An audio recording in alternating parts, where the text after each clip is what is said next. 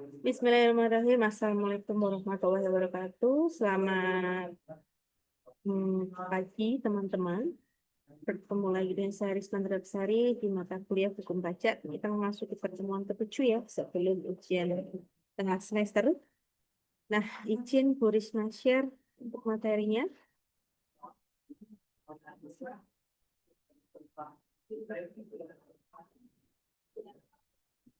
Teman-teman sudah bisa dilihat ya di atas materi kita pada hari ini, yakni hak umum wajib pajak. Dan untuk tujuan pembelajarannya, yang pertama, mahasiswa mampu menganalisis tentang hak pembetulan dari SPT. Kedua, yakni mahasiswa mampu memahami tentang hak mendapatkan pengembalian pajak.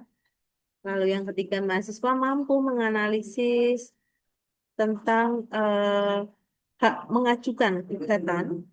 Dan mahasiswa mampu menganalisis tentang hak mengajukan banding. Jadi nanti ada beberapa materi, yakni pembetulan SPT, mendapatkan pengembalian pajak, dan yang ketiga adalah mengajukan gugatan dan banding. Nah, ini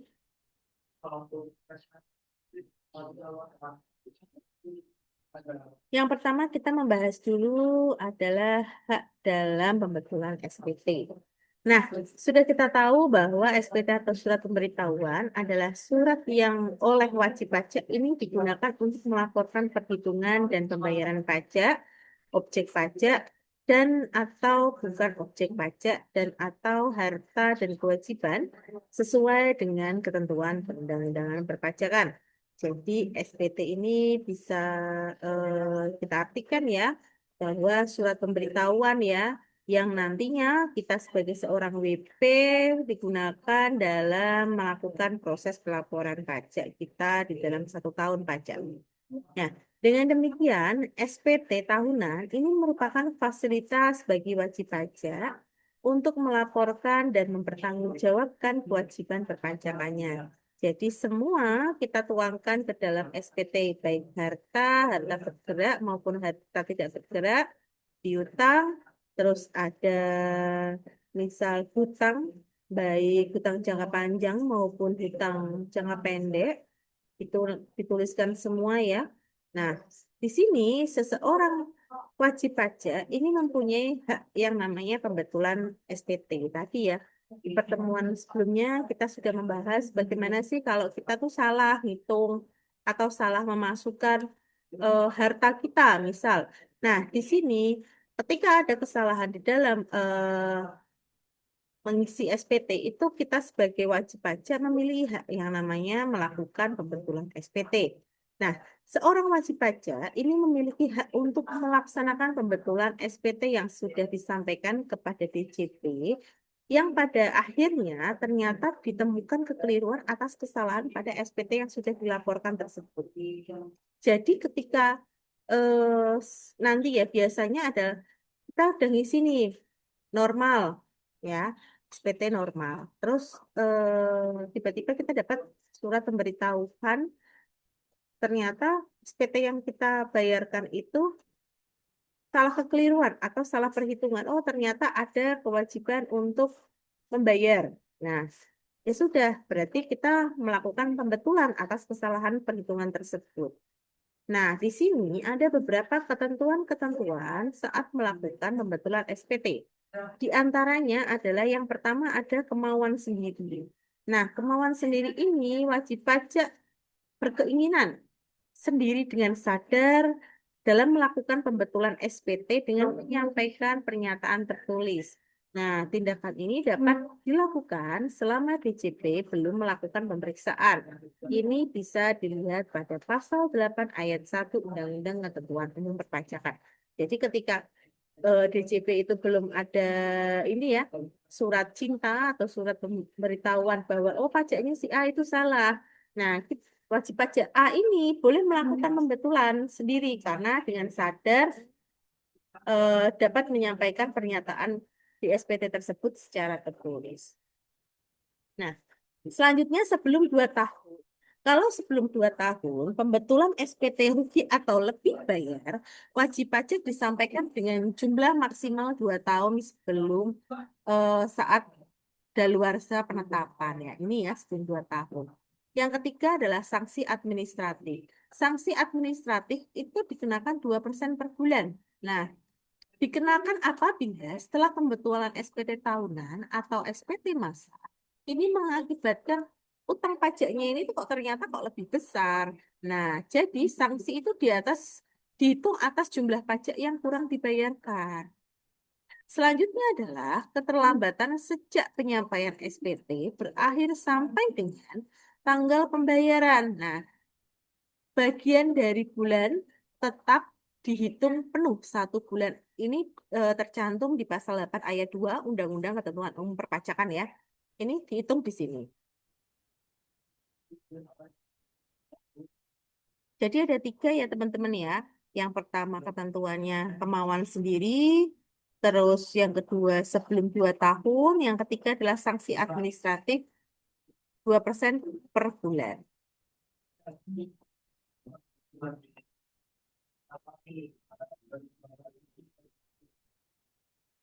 Tuh, selanjutnya kita membahas hak mendapat pengembalian pajak.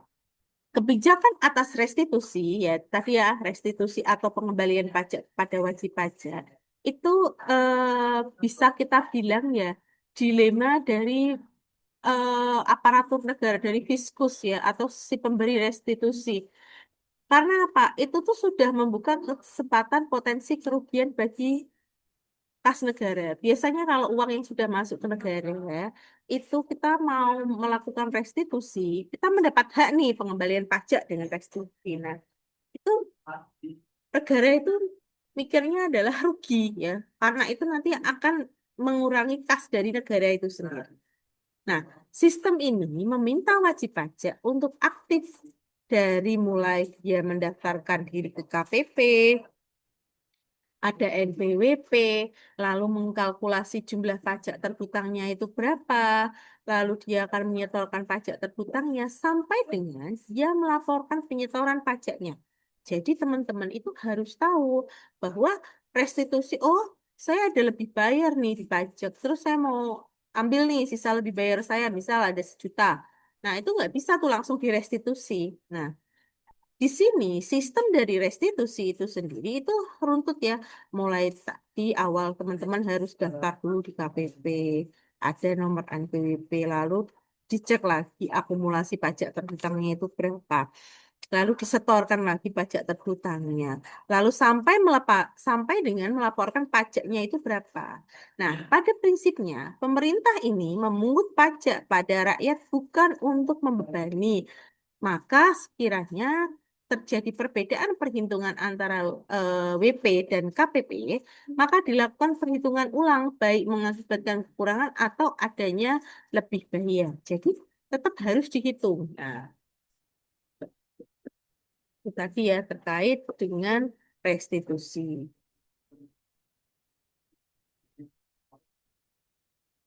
Nah, siapa saja yang mendapat restitusi?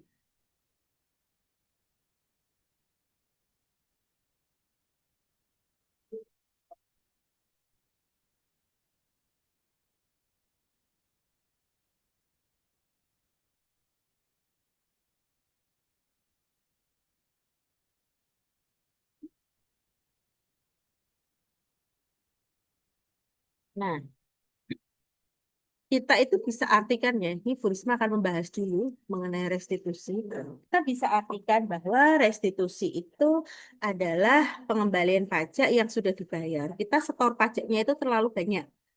Kita terlalu berbaik hati ya, jadi setor pajaknya terlalu banyak. Nah, setelah kita hitung-hitung, loh ternyata saya setor pajaknya terlalu banyak. Jadi kita mau restitusi pajak. Nah, penyebab terjadinya restitusi pajak bisa saja pajak yang dipotong itu terlalu besar.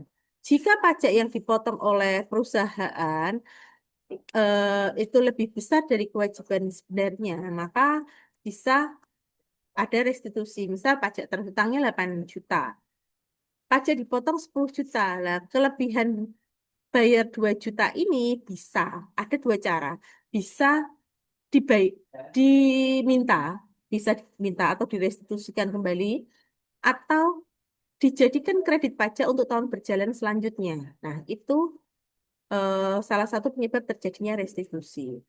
Nah, yang kedua, misal teman-teman itu bayar pajaknya 2 kali. Nah, di sistem Kortek yang saat ini ya, saya menemui itu di beberapa perusahaan itu di bukti potongnya WP itu ada 2 kali potong. Tapi di eh, bukti potong yang dibuat di perusahaan itu hanya sekali.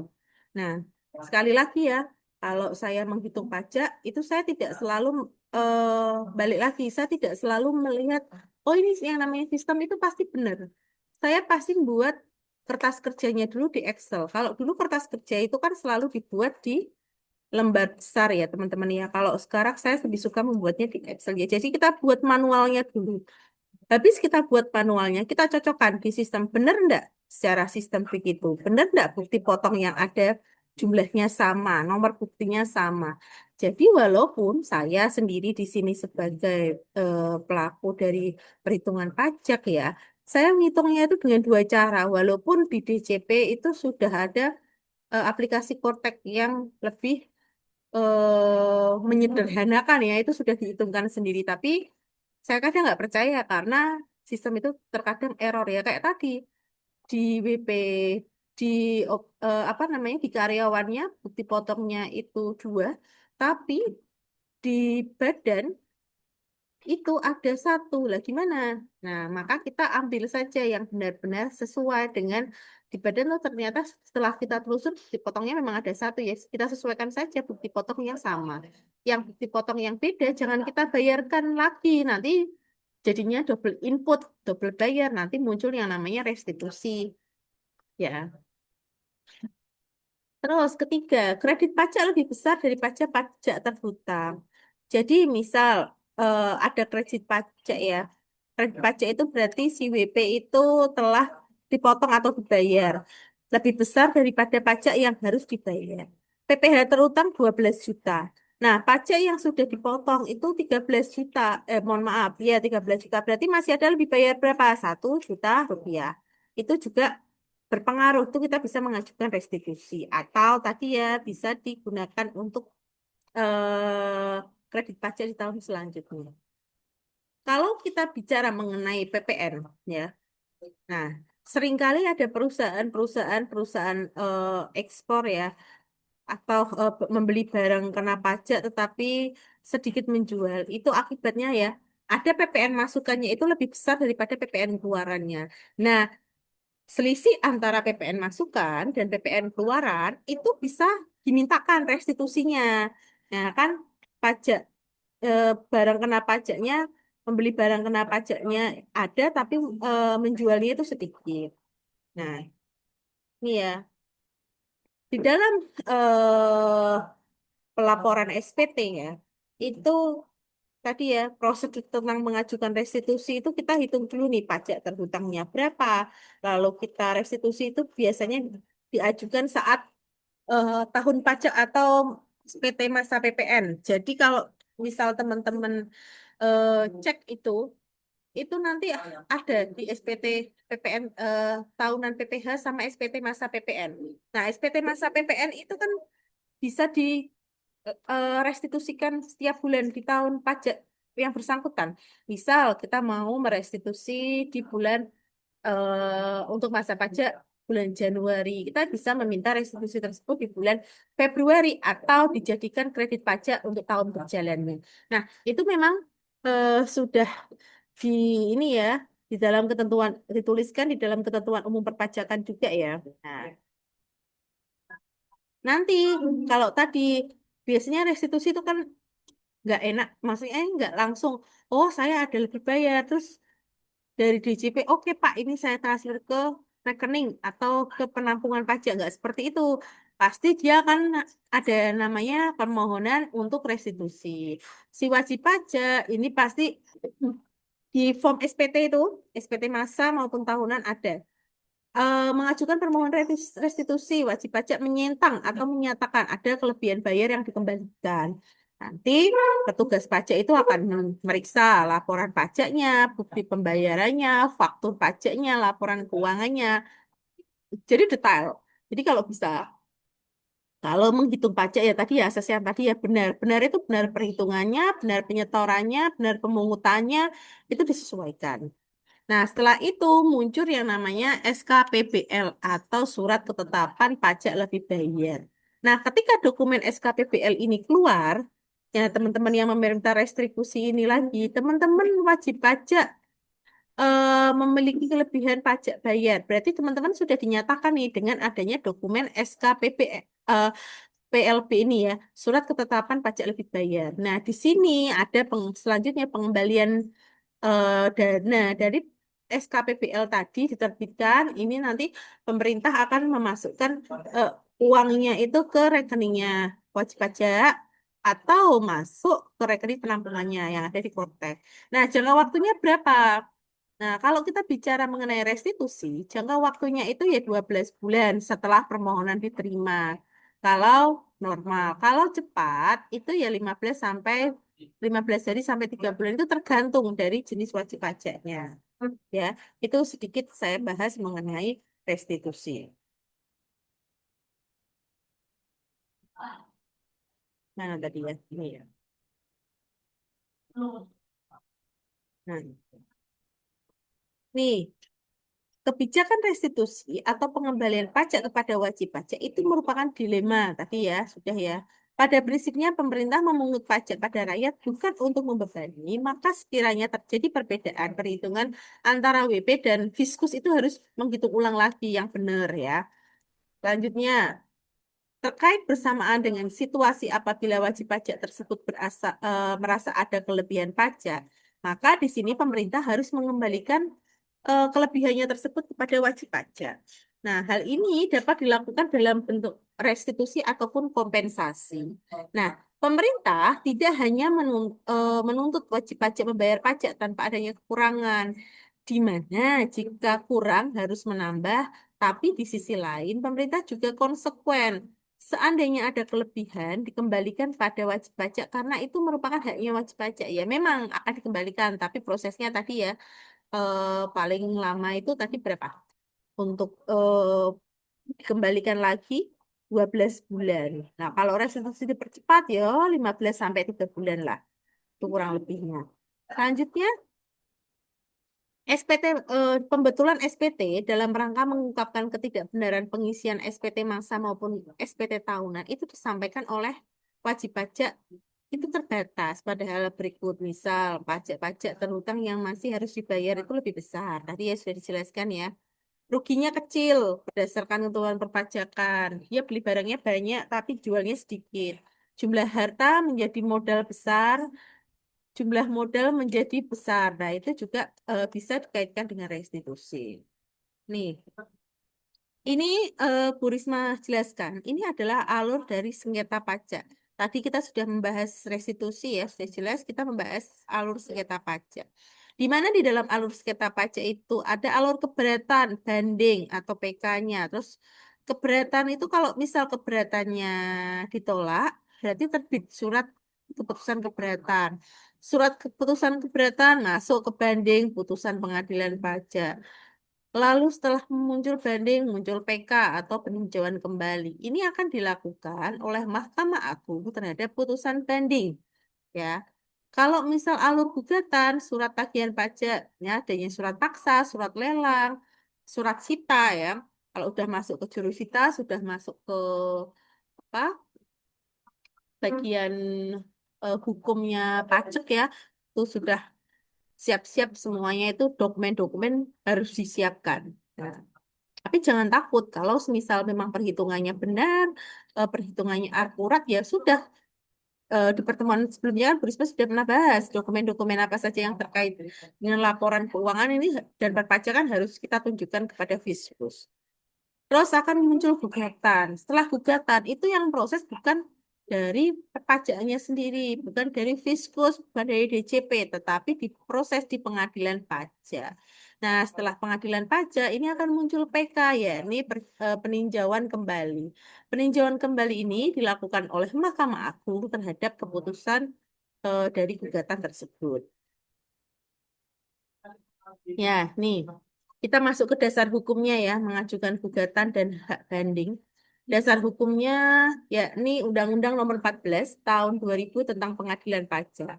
Lalu Surat Edaran Nomor SE 08 Peraturan Pemerintah 2007 tentang perubahan surat Ketua Pengadilan Pajak tentang kelengkapan administrasi banding ataupun gugatan. Selanjutnya dari pasal 23 ayat 2 Undang-Undang Nomor 6 Tahun 83 sebagaimana telah dirubah terakhir dengan Undang-Undang 28 Tahun 2007 tentang ketentuan umum tata cara perpajakan. Pasal 137 Undang-Undang Nomor 19 itu diubah dengan Undang-Undang Nomor 19 Tahun 2000 tentang penagihan pajak dengan surat paksa. Nah, ini pasti eh mengenai dasar hukum mengenai gugatan hak dan banding. Nah, kita cek dulu untuk dasar hukum yang terbaru karena pajak itu untuk peraturannya ini ya fluktuatif ya kita cek dulu.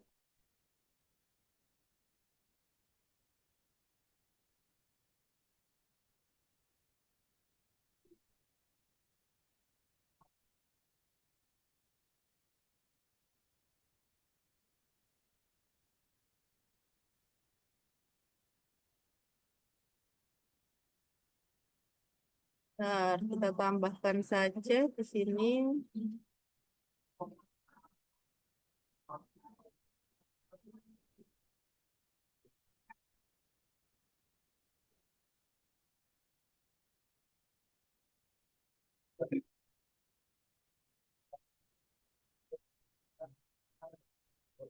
Yang pertama Undang-Undang Nomor 14 Tahun 2002.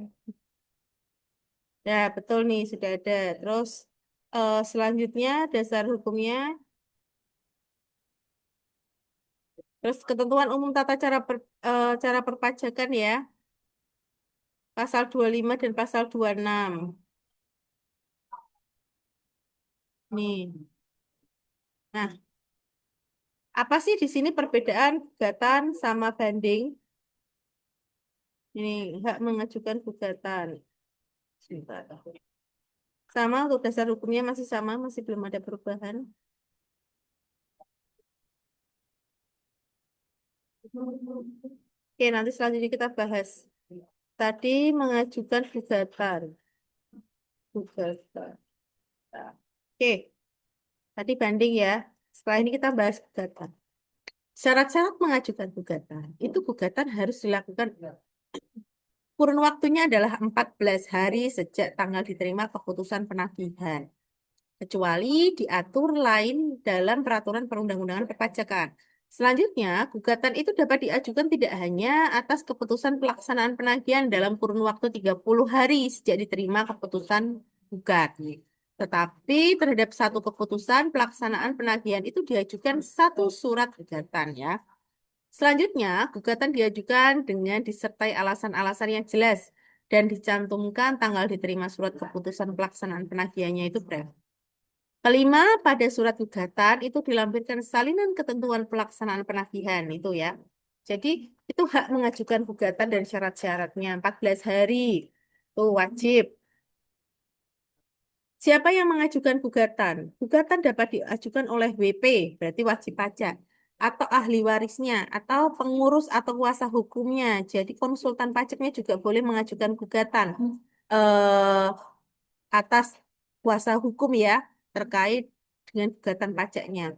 Apabila selama proses gugatan, pemohon gugatan ini meninggal dunia, gugatan dapat dilanjutkan oleh ahli warisnya atau kuasa hukum dari ahli warisnya atau pengampu dalam hal permohonan gugatan pilot. Jadi kalau misal si penggugat ini dalam proses gugatannya meninggal dunia ya, berarti bisa diwakilkan.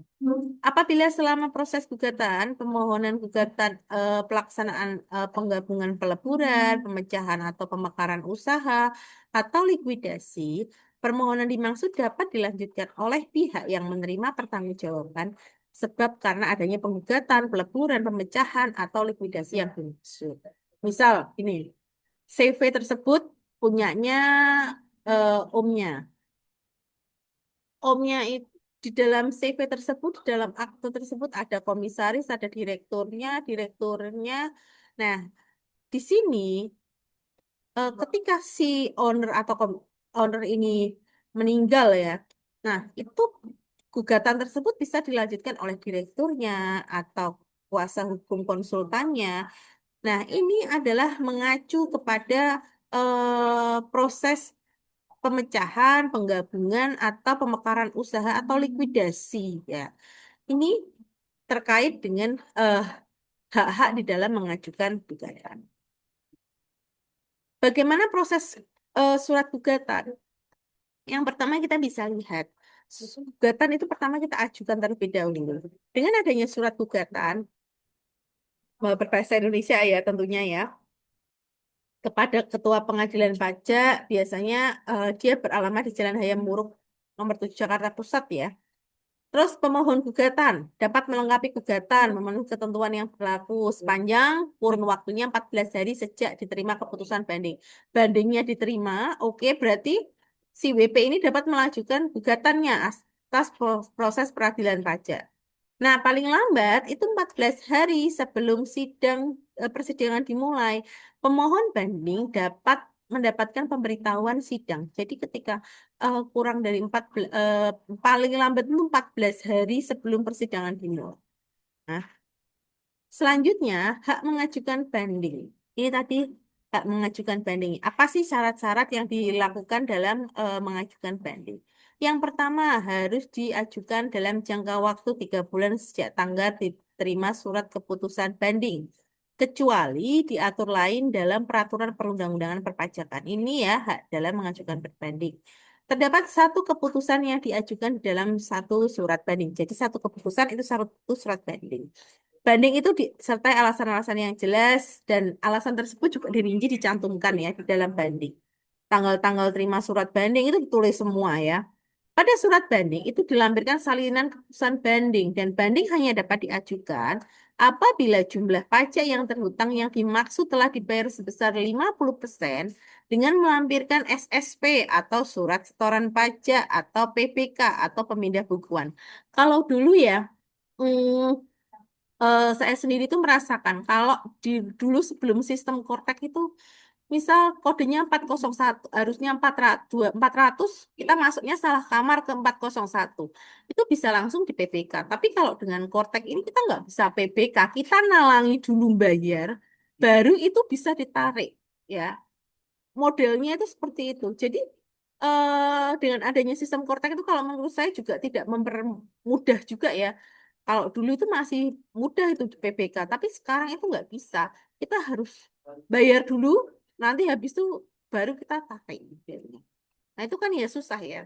Berarti kan kita benar-benar harus ada cadangan keuangan ya untuk menanggulangi misalnya ada kesalahan-kesalahan tadi ya di dalam melakukan perhitungan. Gitu. Selanjutnya siapa sih yang mengajukan banding? Nah, banding itu tadi boleh diajukan oleh wajib pajak, ahli waris, atau seorang pengurus atau kuasa hukumnya.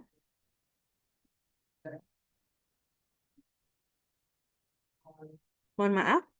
Lalu apabila selama proses banding, pemohon banding itu meninggal dunia, sama ya, bisa dilanjutkan oleh ahli waris, kuasa hukum, atau yang mengampu dalam hal pemohonan banding.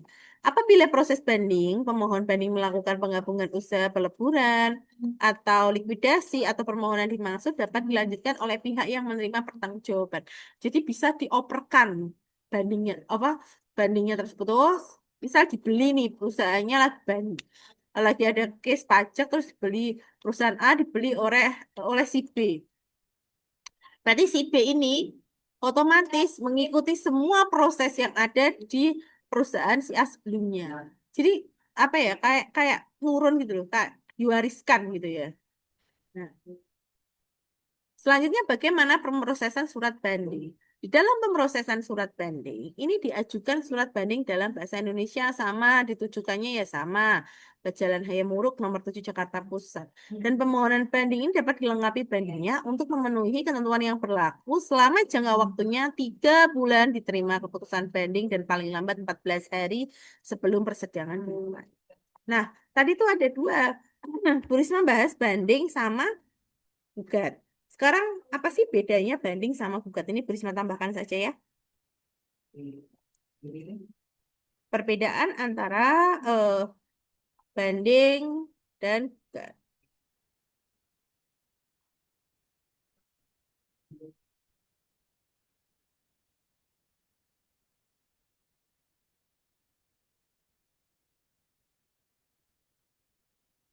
Kelihatan teman-teman saya besarkan ya.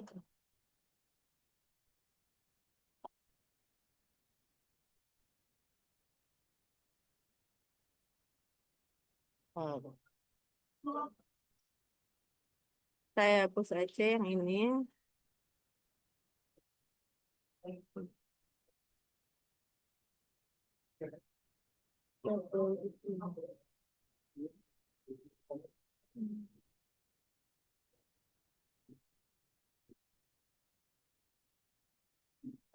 Nah, ini ya.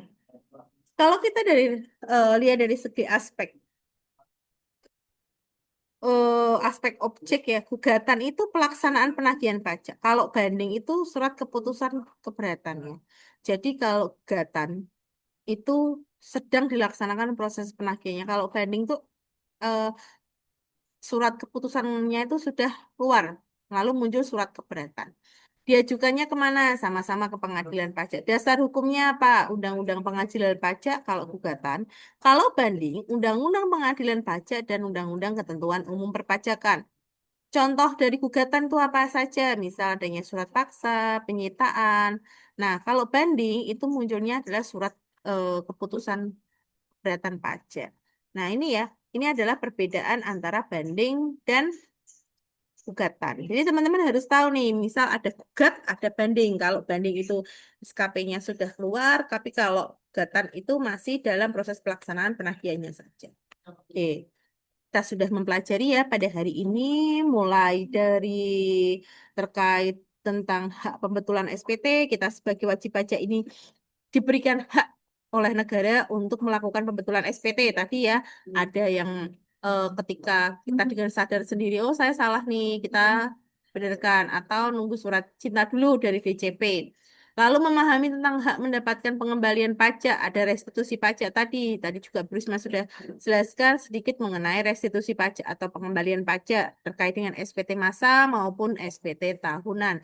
Selanjutnya adalah menganalisis tentang hak mengajukan gugatan. Nah, tadi sudah dibahas apa sih bedanya gugatan dan bedanya tentang banding. Terus apa saja syarat-syarat apa saja yang dilakukan sebelum melakukan gugatan dan syarat-syarat apa saja yang sebelum dilakukan banding. Jadi teman-teman sudah harus memahami terkait dari hak umum wajib pajak. Jadi hari ini kita sudah belajar mengenai hak umum wajib pajak dan sebelum ujian tengah semester, materinya nanti adalah materi dari pertemuan 1 sampai dengan pertemuan ke-7 sampai dengan hari ini ya teman-teman. Dan untuk tugas, hari ini juga akan saya sertakan di Siakat. Teman-teman bisa cek di Siakat teman-teman masing-masing terkait dengan tugas sebelum ujian tengah semester. Jangan lupa untuk kuis dikerjakan ya, karena kuis, tugas, keaktifan di grup itu juga mempengaruhi nilai teman-teman di akhir. Absensi juga ya. Terima kasih atas perhatiannya. Apabila ada pertanyaan bisa ditanyakan langsung melalui channel YouTube saya ataupun WhatsApp group ataupun siakat. Dan semoga nanti dari setelah ini kita akan membahas lebih rinci lagi ya mengenai hukum pajak dan lain-lain. Terima kasih. Saya akhiri. Wassalamualaikum warahmatullahi wabarakatuh.